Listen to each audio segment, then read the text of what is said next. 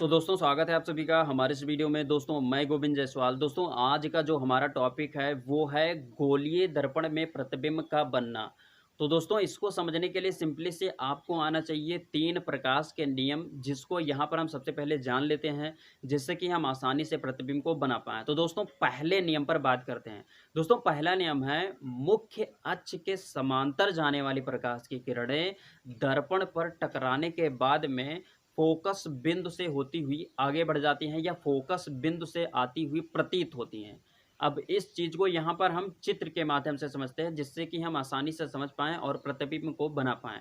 तो दोस्तों यहाँ पर हम सबसे पहले अवतल दर्पण पर बात करते हैं। तो ये मान लीजिए कि हमारा ये M1 M2 एक अवतल दर्पण है। अब यहाँ पर हम मान लेते हैं कि कोई एक प्रकाश की किरण AB है जो कि मुख्य अक्ष के समांतर जा रही है और दर्पण पर टकराती है।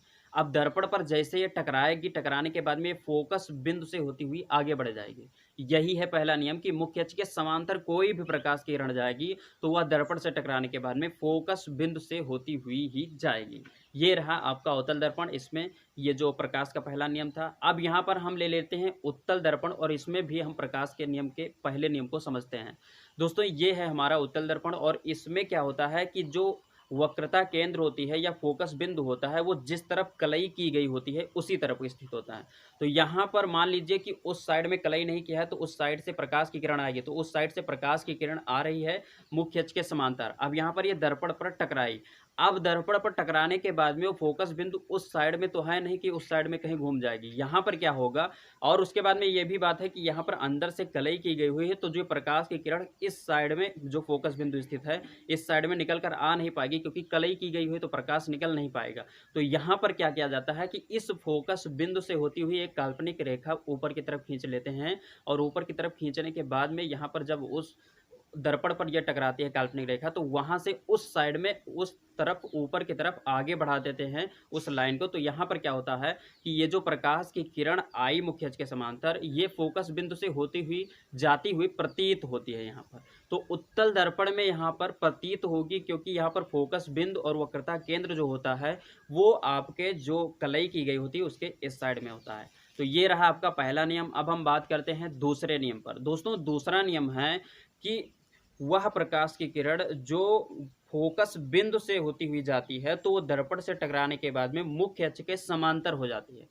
कहने का तात्पर्य है कि जो प्रकाश की किरण फोकस बिंदु से जाएगी वो मुख्य अक्ष के समांतर हो जाएगी। अब इसको भी हम यहाँ पर चित्र के माध्यम से समझते हैं। तो इसको यहाँ पर हम सबसे पहले अवतल दर्पण पर समझते हैं। तो दोस्तों यहाँ पर ये रहा हमारा अवतल दर्पण और इस पर हम अगर बात करें तो यहाँ पर मान लीजिए कि कोई एक प्रकाश की किरण ए बी फोकस बिंदु से होती हुई जाती है और दर्पण पर टकराती है। अब जैसे ये दर्पण पर टकराई, दर्पण पर टकराने के बाद में क्या होगा कि ये मुख्य अक्ष के समांतर फिर चली जाएगी। तो यही है आपका पहला नियम। अब हम यहाँ पर बात करते हैं उत्तल दर्पण पर इसी नियम को। तो दोस्तों उत्तल दर्पण पर अगर हम बात करें तो मान लीजिए कि यहाँ पर ये है हमारा उत्तल दर्पण और यहाँ पर मान लीजिए कि कोई एक प्रकाश की किरण आती है और वो फोकस बिंदु की तरफ आती है, क्योंकि फोकस बिंदु यहाँ पर कलई की गई है उसके इस साइड में है। तो यहाँ पर इस साइड से तो जाएगी नहीं, तो वहाँ पर उस साइड से ऊपर से आती है, यहाँ पर फोकस बिंदु से होती हुई यहाँ पर आती है। और इस तरफ हम कल्पना कर लेते हैं कि यहाँ पर कुछ इस साइड में यहाँ पर फोकस बिंदु पर आती हुई है एक प्रकाश की किरण। अब यहाँ पर जैसे वो दर्पण पर टकराएगी वो मुख्य अक्ष के समांतर हो जाएगी, उस तरफ वहाँ पर लौट जाएगी,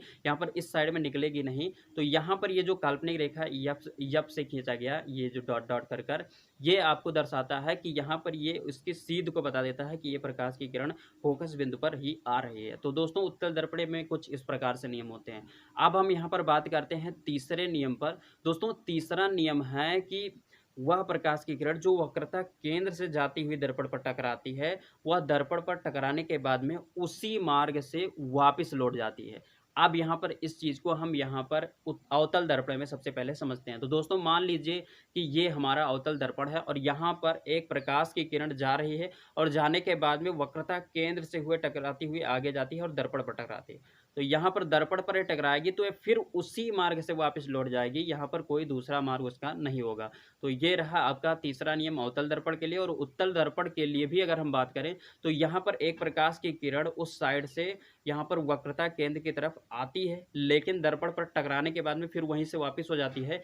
इस साइड में वक्रता केंद्र तक ये नहीं पहुंचेगी क्योंकि बीच में कलई की गई है, तो इस साइड में आएगी नहीं। और यहाँ पर जो फोकस बिंदु वक्रता केंद्र होती है ये कलई के इस तरफ है, तो यहाँ पर प्रकाश कलई को पार नहीं कर पाएगी। तो यहाँ पर मान लीजिए कि ऊपर से एक प्रकाश की किरण आती है और वक्रता केंद्र की तरफ, और उसके बाद में वापस लौट जाती है। अब यहाँ पर कैसे पता चलता है कि वक्रता केंद्र की तरफ आ रही है? क्योंकि यहाँ पर वक्रता केंद्र से हम एक काल्पनिक रेखा वहां तक खींच लेते हैं, जिससे हमें पता चल जाता है कि वक्रता केंद्र पर ही प्रकाश की किरण आ रही है। तो दोस्तों ये 3 नियम हो गए प्रकाश के इस दर्पण के लिए। अब हम यहाँ पर सबसे पहले अवतल दर्पण में प्रतिबिंब को बनाकर जानते हैं अनेक स्थितियों में, जैसे यहाँ पर अनंत पर जब वस्तु हो, उसके बाद में अनंत, और उसके बाद में यहाँ पर वक्रता केंद्र के बीच में स्थित हो। तो यहाँ पर इन सब के बारे में एक एक स्टेप कर कर हम बात करते हैं। तो दोस्तों सबसे पहले यहाँ पर कंडीशन पर बात करते हैं कि अवतल दर्पण में अनंत स्थित वस्तु का प्रतिबिंब कहाँ बनेगा। तो दोस्तों यहाँ पर मान लेते हैं कि ये हमारा एक अवतल दर्पण है। अब दोस्तों इस अवतल दर्पण के सामने यहाँ पर ओ डैश अनंत पर एक वस्तु स्थित है। अब दोस्तों यहाँ से मान लीजिए कि एक प्रकाश की किरण इस वस्तु से टकराती हुई जाती है और जाकर फोकस बिंदु से जाती हुई वो दर्पण पर टकराती है। तो हमने अभी पढ़ा है कि जब कोई प्रकाश की किरण फोकस बिंदु से होती हुई जाती है तो वो दर्पण पर टकराने के बाद मुख्य अक्ष के समांतर हो जाती है। तो ये जो प्रकाश की किरण गई ये दर्पण पर टकराएगी, टकराने के बाद में मुख्य अक्ष के समांतर हो जाएगी। तो ये पहला नियम हमने लगा दिया। अब यहाँ पर एक नियम और लगाएंगे। तो यहाँ पर क्या होगा कि मान लीजिए कि इस वस्तु से चलने वाली प्रकाश की किरण जाती है और एक वक्रता केंद्र से जाती है। तो यहाँ पर ये जाकर जैसे दर्पण पर टकराएगी तो ये उसी मार्ग से वापस हो जाएगी, क्योंकि अभी हमने जो नियम पढ़ा है वो पढ़ा है कि वक्रता केंद्र से जाती हुई प्रकाश की किरण दर्पण से टकराने के बाद में उसी मार्ग से वापस हो जाती है। तो यहाँ पर जो वक्रता केंद्र से प्रकाश की किरण गई ये उसी मार्ग से वापस हो गई। अब यहाँ पर ये जो वक्रता केंद्र से गई प्रकाश की किरण और उसके बाद में ये जो फोकस बिंदु से गई, ये दोनों जहाँ पर कट कर रही हैं वहीं पर बनता है प्रतिबिंब। तो यहाँ पर ये कट कर रही हैं और यहाँ पर ये जो प्रतिबिंब बनेगा, यहाँ पर हम यहाँ से लेकर और मुख्य अक्ष तक एक लाइन खींच देंगे, यही हमारा आई डैश प्रतिबिंब होगा। अब दोस्तों अगर प्रतिबिंब की स्थिति बतानी हो कि प्रतिबिंब कैसा बना है, तो प्रतिबिंब उल्टा बना है, क्योंकि ऊपर की तरफ हमारा वस्तु था और नीचे की तरफ प्रतिबिंब बना है, तो उल्टा बना है। उसके बाद में वास्तविक प्रतिबिंब बना है। वास्तविक और आभासी प्रतिबिंब क्या होता है दोस्तों? जो प्रतिबिंब जिस तरफ कलई की गई होती है उस तरफ बनेगा तो वो आभासी होगा, और जिस तरफ कलई नहीं की जाती है उस तरफ अगर प्रतिबिंब बनता है तो वो वास्तविक होता है। तो यहाँ पर ये वास्तविक प्रतिबिंब बना है। उसके बाद में ये वस्तु से छोटा है, तो ये आप बता देंगे कि ये जो प्रतिबिंब बना है ये कुछ इस प्रकार से बना है। अब हम यहाँ पर दूसरे कंडीशन पर बात करते हैं कि जब वस्तु अनंत तथा वक्रता केंद्र के बीच में स्थित हो। तो दोस्तों यहाँ पर भी मान लेते हैं कि ये हमारा अवतल दर्पण है और यहाँ पर जो वस्तु है ये ओ डैश ये स्थित है अनंत और वक्रता केंद्र के बीच में। अब दोस्तों यहाँ पर हम अगर प्रतिबिंब बनाना चाहें तो एक प्रकाश की किरण मान लेते हैं कि मुख्य अक्ष के समांतर जाती है इस वस्तु से टकराने के बाद में और जाकर दर्पण पर टकराती है। तो दोस्तों हमें पता है कि जो मुख्य अक्ष के समांतर जाने वाली प्रकाश किरण होती है वो दर्पण से टकराने के बाद में फोकस बिंदु से होती हुई चली जाती है। तो ये जो प्रकाश की किरण मुख्य अक्ष के समांतर गई है ये दर्पण पर टकराएगी और दर्पण पर टकराने के बाद में फोकस बिंदु से चली आएगी। तो यहाँ पर ये फोकस बिंदु से चली आए, तो ये हमने पहला नियम लगा दिया। अब हम दूसरा नियम लगाते हैं कि यहाँ पर ये जो वस्तु है वस्तु से टकराकर एक प्रकाश की किरण जाती है और ये जाकर वक्रता केंद्र से जाती हुई चली जाती है और उसके बाद में दर्पण पर टकराती है। तो यहाँ पर मैं आपसे को बताना चाहूँगा कि भाई हमने नियम पढ़ा है कि अगर कोई प्रकाश की किरण वक्रता केंद्र से जाती है तो यहाँ पर ये दर्पण पर टकराने के बाद में उसी मार्ग से वापस हो जाती है। तो ये जिस मार्ग से गई उसी मार्ग से वापस आ गई, तो यहाँ पर ये वापस आ गई। अब यहाँ पर ये दोनों जो अभी पहला प्रकाश किरण था और दूसरा प्रकाश किरण ये जो वक्रता केंद्र से गई, ये दोनों जहाँ पर काटी हैं वहीं प्रतिबिंब बनेगा। तो यहाँ पर कुछ काटी हैं प्रतिबिंब में, तो यहाँ पर इस जहाँ पर कटिंग हुई है यहीं से हम मुख्य अक्ष तक एक लाइन खींच देंगे, यही हमारा प्रतिबिंब होगा आई डैश। और उसके बाद में अगर हम यहाँ पर इसकी स्थिति की बात करें तो यहाँ पर भी जो वस्तु है ये उल्टा बना है, वास्तविक बना है। और उसके बाद में ये जो वस्तु है ये वस्तु से ये जो प्रतिबिंब बना है ये छोटा बना है। तो ये आपका हो गया दूसरा कंडीशन। अब हम यहाँ पर तीसरे कंडीशन पर बात करते हैं कि जब वस्तु वक्रता केंद्र पर स्थित हो। तो दोस्तों यहाँ पर ये जो दर्पण है, अब यहाँ पर मान लीजिए कि कोई एक वस्तु है जो कि वक्रता केंद्र पर ओ डैश स्थित है। अब यहाँ पर मैं आप सभी को बताना चाहूँगा कि ये जो वस्तु है ये वक्रता केंद्र पर ही स्थित है, तो यहाँ पर वक्रता केंद्र वाला नियम नहीं लगेगा कि प्रकाश किरण वक्रता केंद्र से जाएगी तो दर्पण पर टकराने के बाद में फिर उसी मार्ग से वापस हो जाएगी, क्योंकि वक्रता केंद्र पर ही वस्तु है तो वहाँ से कैसे वक्रता केंद्र से प्रकाश किरण जा पाएगी। तो ये जो तीसरा नियम है ये फेल हो गया। दो नियम यहाँ पर पहला दूसरा लगेगा और प्रतिबिंब बन जाएगा। तो पहला दूसरा लगाते हैं। यहाँ पर मान लेते हैं सबसे पहला नियम लगाते हैं कि एक प्रकाश की किरण है AB जो कि मुख्य अक्ष के समांतर जाती है वस्तु से टकराते हुए और दर्पण पर टकराती है। तो पहले नियम में है जब मुख्य अक्ष के समांतर कोई प्रकाश की किरण जाती है तो वो फोकस बिंदु से चली जाती है, तो ये फोकस बिंदु से आगे बढ़ जाएगी। पहला नियम हमने लगा दिया। दूसरा नियम अब हम इसी में लगाएंगे कि मान लेते हैं कि एक प्रकाश की किरण है जो कि वस्तु से टकराती है और टकराने के बाद में ये फोकस बिंदु से चली जाती है। तो हमें पता है कि जब कोई प्रकाश की किरण फोकस बिंदु से होती हुई जाती है तो दर्पण पर टकराने के बाद में वो मुख्य अक्ष के समांतर हो जाती है। तो यहाँ पर ये जो प्रकाश की किरण गई ये मुख्य अक्ष के समांतर हो गई।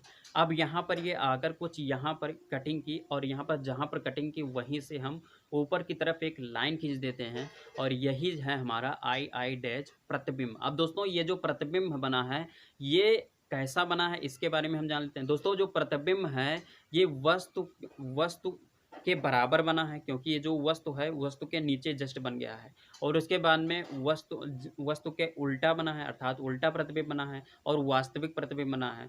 तो ये कुछ इस प्रकार से यहाँ पर ये प्रतिबिंब बना। अब हम यहाँ पर बात करते हैं अगले कंडीशन पर। तो अगला कंडीशन है कि जब वस्तु वक्रता केंद्र और फोकस बिंदु के बीच में स्थित हो तब प्रतिबिंब कैसा बनेगा।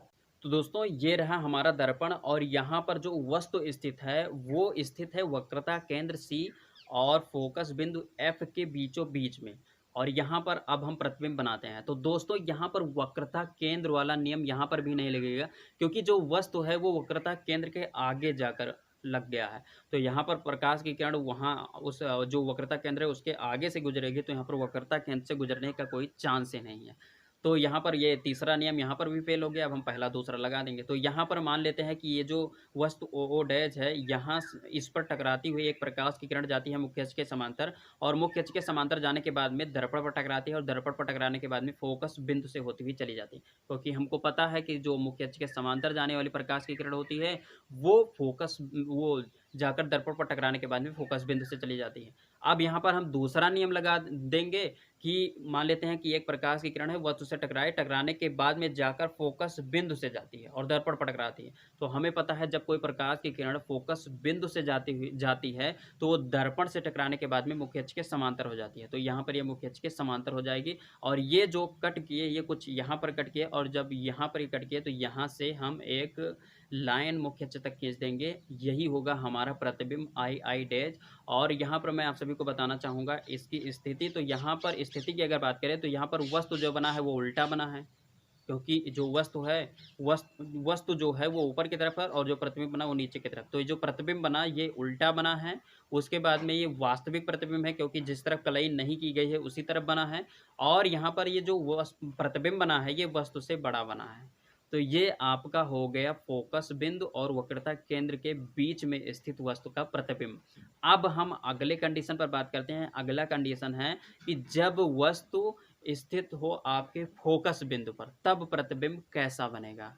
तो दोस्तों यहाँ पर ये रहा हमारा अवतल दर्पण और यहाँ पर जो वस्तु स्थित है वो फोकस बिंदु के ऊपर ओ डैश स्थित है। अब दोस्तों यहाँ पर क्या होता है कि इस वस्तु से टकराती हुई एक प्रकाश की किरण मुख्य अक्ष के समांतर जाती है और हमको पता है कि जब कोई प्रकाश की किरण मुख्य अक्ष के समांतर जाती है तो दर्पण से टकराने के बाद में फोकस बिंदु से आती है। तो यहाँ पर ये दर्पण से टकराने के बाद में फोकस बिंदु से वापस आ गई।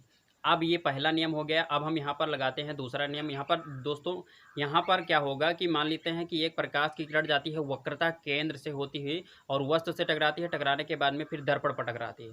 तो यहाँ पर क्या होता है हमको पता है कि जब कोई प्रकाश की किरण वक्रता केंद्र से जाती है तो जिस मार्ग से जाती है दर्पण से टकराने के बाद में उसी मार्ग से वापिस आ जाती है। तो ये उसी मार्ग से वापिस आ गई। अब दोस्तों यहाँ पर क्या हुआ कि ये जो प्रकाश किरण ये कहीं पर एक दूसरे को कट नहीं किया। तो यहाँ पर क्या है कि ये जो प्रकाश की किरण इस तरफ आए है ये आगे अगर जाएगी तो कहीं अनंत पर ये दोनों मिलेंगी और वहाँ पर प्रतिबिंब बनेगा। तो यहाँ पर अगर कोई प्रतिबिंब की स्थिति पूछता है तो यहाँ पर आप बोल देंगे कि जो वस्तु का प्रतिबिंब होगा वो यहाँ पर बनेगा अनंत पर उल्टा बनेगा और उसके बाद में वास्तविक बनेगा। अब यहाँ पर हम बात करते हैं अगले कंडीशन पर। अगला कंडीशन है कि जब वस्तु स्थित हो दर्पण के ध्रुव P और फोकस बिंदु F के बीच में, तब इसका प्रतिबिंब कैसे बनेगा। तो दोस्तों यहाँ पर भी ये उत्तल दर्पण है और यहाँ पर जो वस्तु स्थित है वो फोकस बिंदु और ध्रुव के बीच P के बीच में यहाँ पर ओ डैश स्थित है। अब यहाँ पर क्या होगा कि यहाँ पर एक प्रकाश की किरण मुख्य अक्ष के समांतर जाती है और इस वस्तु से टकराती हुई जाती है और जाती है दर्पण पर टकराती है।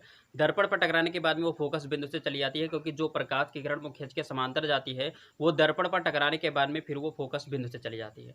अब यहाँ पर दूसरी प्रकाश की किरण क्या होगी, ये वक्रता केंद्र से मान लेते हैं जाती है और जाकर वस्तु से टकराती है, टकराने के बाद में फिर दर्पण पर टकराती है। अब हमको पता है कि जब कोई प्रकाश की किरण वक्रता केंद्र से जाती है तो वो जिस मार्ग से जाती है दर्पण से टकराने के बाद में उसी मार्ग से वापस आ जाती है। तो ये यहाँ पर वापस हो गई। अब यहाँ पर मैं आपको एक बात बताना चाहूँगा कि इस साइड में जो प्रकाश की किरण आई हैं ये इस प्रकार से है, ये इस प्रकार। तो ये जो पहली वाली लाइन है ये इस तरफ प्रकाश की किरण चली जाए, ये इस तरफ प्रकाश की किरण चली, तो ये दोनों अंत में ये ऐसे फैलते चले जाएंगे, ये बढ़ेंगे आगे तो आगे यहाँ पर फैलते चलेंगे, तो ये मिलेंगे नहीं, अर्थात यहाँ पर इस तरफ प्रतिबिंब नहीं बनेगा। अब यहीं पर क्या करें कि इस दर्पण के उस साइड में अगर हम इन्हीं दोनों प्रकाश किरणों को क्या करें कि dot dot dot dot line द्वारा आगे बढ़ा लें, तो वहाँ पर ये प्रतिबिंब कुछ जाकर कहीं पर मिलेंगे और वहाँ पर यह प्रतिबिंब बनेगा। तो यहाँ पर जो प्रतिबिंब बनेगा वो आभासी बनेगा, क्योंकि जिस तरफ कलई की गई होती है उस तरफ बनेगा। तो दोस्तों ये रहे अवतल दर्पण से प्रतिबिंब का बनना। अब मैं आपको यहाँ पर बताना चाहूँगा कि ये जो उत्तल दर्पण से प्रतिबिंब का बनना है इसको आपको अगली वीडियो में बताता हूँ, क्योंकि ये जो वीडियो है ये लॉन्ग हो रही है। तो दोस्तों उम्मीद करता हूँ ये वीडियो आप सभी को अच्छी लगी होगी। वीडियो अच्छी लगी तो प्लीज़ लाइक कीजिए और दोस्तों यदि आप नए हैं हमारे चैनल पर तो चैनल को सब्सक्राइब कर प्रेस कर लीजिए बेल आइकन को, जिससे कि आपको नए वीडियो का अपडेट मिलता रहे। तो दोस्तों बस यहीं पर दीजिए इजाज़त। जय हिंद, वंदे मातरम।